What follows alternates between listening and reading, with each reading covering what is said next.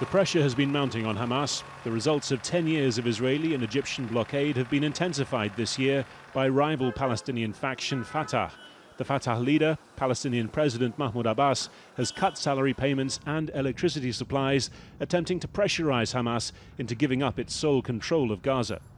Hamas turned to Egypt, which pushed for Palestinian reconciliation. We responded to these efforts and made a brave decision to dissolve the administrative committee. And now there are no excuses for Abbas and Fatah.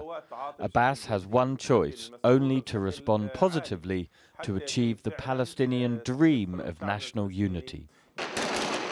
That dream was riven by gunfire in 2007 when Hamas prevailed in street battles and the political division between Gaza and the occupied West Bank began.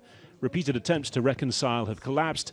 This time Fatah says it's ready to send its officials to Gaza, that plans are in place for the unity government to get to work. It's now a matter of details. We now look positively on this, but we need clarifications. And the clarifications should come from the guarantor and the mediator, which is Egypt. Some of those who potentially have the most to gain from any deal between Hamas and Fatah are the hundreds of thousands of Gazans who live in refugee camps like this one. But over 10 years of separation, of economic blockade, they've become used to being let down. They've certainly borne the brunt of the Palestinian Authority's recent pressure tactics. 4 hours electricity a day has become the norm. This on top of a crippled economy, which has left Mahmoud Khallout and his 4 sons, among so many others in Gaza, without jobs. Reconciliation could solve the power problem.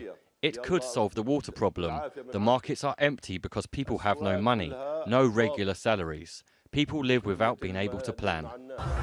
There remains much to resolve, such as who has ultimate control over the armed wing of Hamas, what happens to the tens of thousands of Hamas employees who till now have been working in a parallel administration to the Palestinian Authority.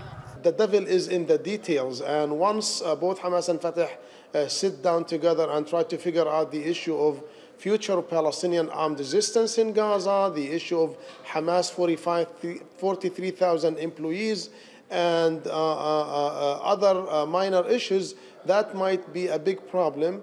Other issues loom, not least how Mahmoud Abbas handles relations with the US and Israel, both of which describe Hamas as a terrorist group. Gazans, though, are more interested in a decision Abbas could make any time now to lift the recent restrictions and make their lives a little better. Harry Fawcett, Al Jazeera, Gaza.